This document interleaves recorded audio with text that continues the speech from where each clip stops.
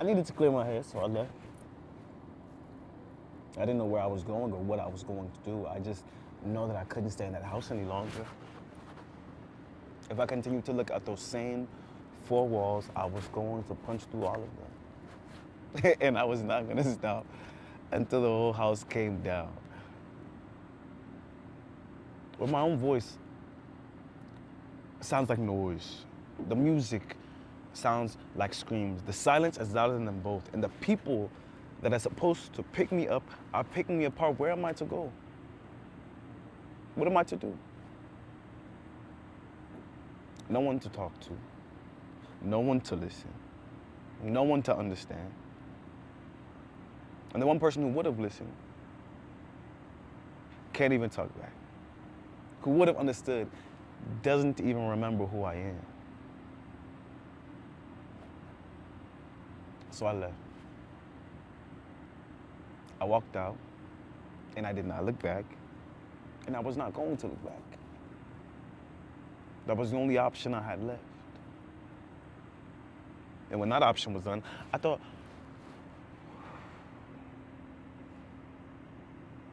maybe this is it. Maybe this is the moment when I finally lose my mind. And if this is how it ends, it is what it is. So be it. No one cares about me. No one needs me. What are friends when you barely have family?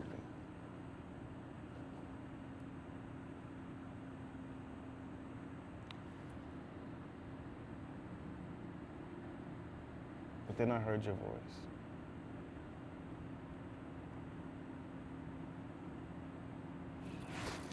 Then I remembered your words as saying, you belong to me. You're saying, you're mine. Saying that I have a gift and I need to fight for it. Like, that I am a gift, a miracle. And I need to fight for it. No matter what life looks like, even when it looks like things aren't going my way, but fight. Fight for my life. That's the reason I'm still here today. But truthfully, there's a part of me that feels like you should have been on that walk with me, like I'm old. Because you should have been the one to tell me these words. The only person that I felt like cared about me. Your words. The words that they hid from me.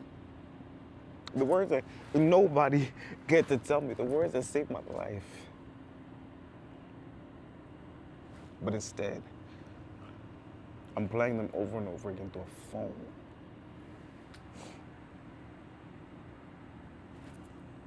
But I guess a phone never grows old, does it?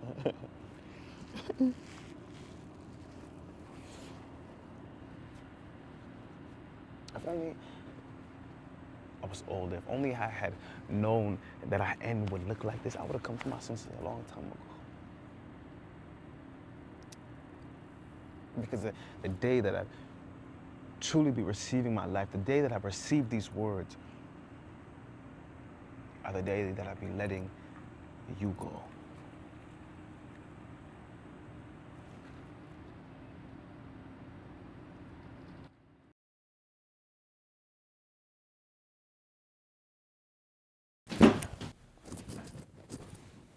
Oh, nowhere. Stella. Where? No. Ooh. Okay, let's get straight into it. Hi guys, my name is Alon JERIAH, and welcome back, or welcome to for everybody, I must say, to my YouTube channel. Yeah, thank you for staying this long. If you are still here watching, I am doing something new. I am taking a different approach to what my YouTube is going to be. I've done talking head videos in the past, 3 to be specific. Each of them I think are a year apart, which is horrific, and it's 2026 now. I want to take this time to do something intentional with what God has given me as a gift, as a talent, and put it into something that I can share with other people. And that's what you just watched. The way that I'm going to use this channel now is to tell stories through monologues. I'm going to take stories from my family, my friends, my peers, acquaintances, my foes, whoever is willing and daring enough to share. I'm going to take stories from these people and I'm going to turn them into monologues. And through that, I just want to be able to tell stories from people whose stories would not be heard otherwise. And so the first story that you just saw, which is titled JERIAH'S Mirror, is from yours truly, me. That story is basically one final conversation between me and my grandma, the one who passed away. She passed away in 2022. And her and I had such a peculiar relationship. It was a very deep and spiritual relationship. You know, we didn't necessarily always have the deepest of conversations by way of intellect or language, but, you know, spiritually we were very much tied, and she was a great woman of God who spoke many great things and prayed over my life even before I was born. And to have ended the way that it did, you know, she passed away from dementia, and even before she passed away, I was in boarding school for high school, and then 2 weeks later I went off to college. It left me hurt, it left me wounded, it left me filled with a void that I didn't understand, that I didn't even know would come, because there were parts of me that did not understand why in that time, didn't understand why I received the short end of the stick, because there were certain experiences that we didn't get to have. There were certain moments that we didn't get to share, and it felt too soon. But in God's infinite wisdom, he understands why he does things that he does. And part of my brain while sitting here was thinking about how maybe for myself specifically, it was just right because our lives aligned at such a time where as she's going, she would leave something and deposit something in me that I then could take. And at that point in my life,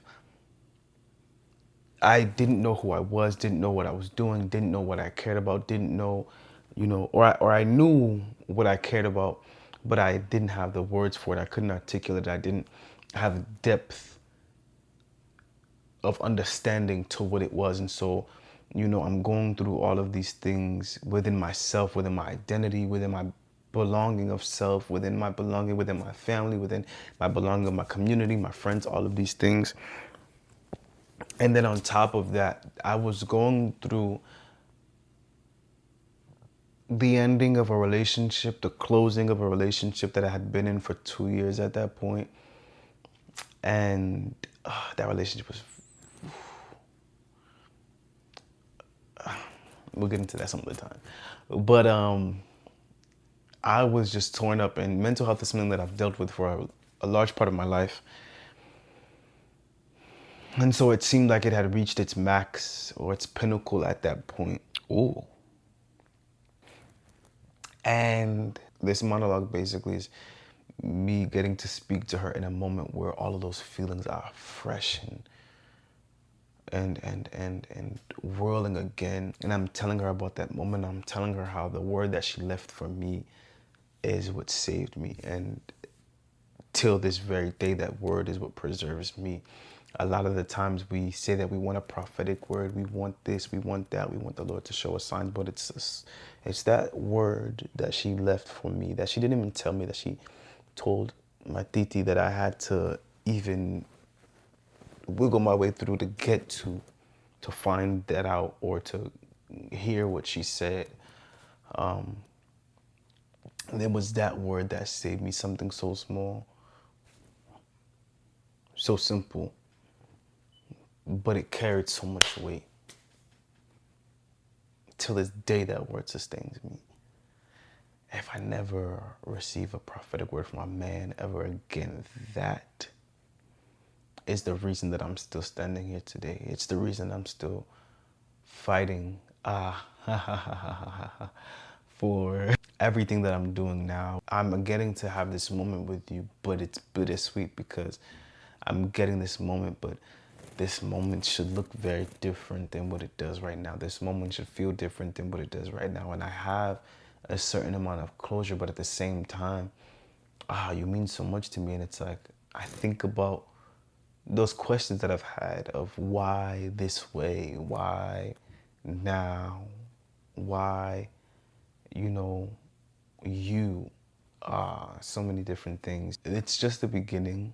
So, we're starting off as small as possible. Well, not as small as possible. We're starting off at a place now, humble beginnings, and things obviously will grow, get better, increase, and all of those things.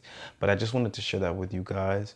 And part of the word that came to my mind was from Jeremiah 29:11. For I know the plans I have for you, declares the Lord, plans to prosper you and not to harm you, plans to give you hope and a future.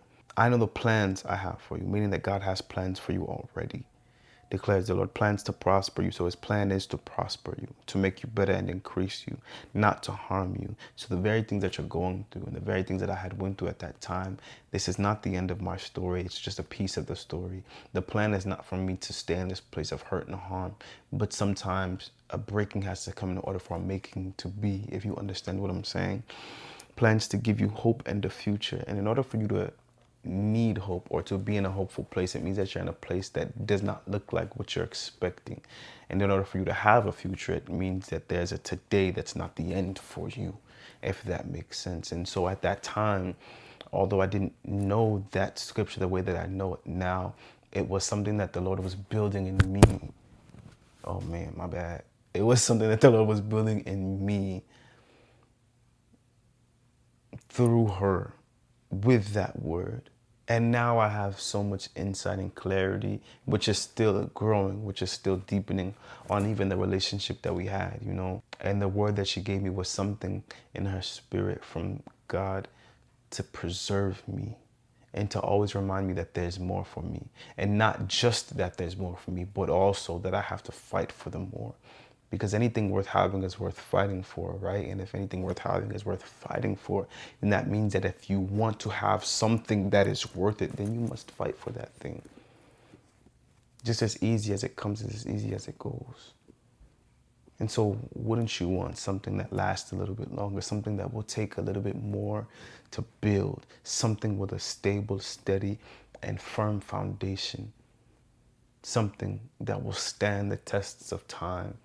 And in order to stand the test of time, that means it has to be tried and it has to be made true. It has to be proven to be true, And so when I think about my life and she talks about me needing to fight for my gifts, it speaks of the weight of them to a certain extent. And it's like these gifts are true that you have. These things inside of you that God has put inside of you are true, but you'll have to fight for them. And so it's not even necessarily from her, but it's from God, where he's telling me like, hey, listen, this life will not always look like you want it to, or not always feel like you want it to. It won't always go your way. But I've put something inside of you worth fighting for. I've put something inside of you that I've already given you the equipment to fight for and see through to fruition.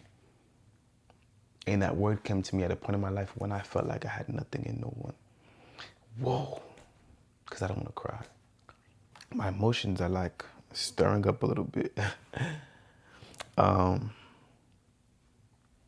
Verse 12, then you will call on me and come and pray to me, and I will listen to you. You will seek me and find me when you seek me with all your heart.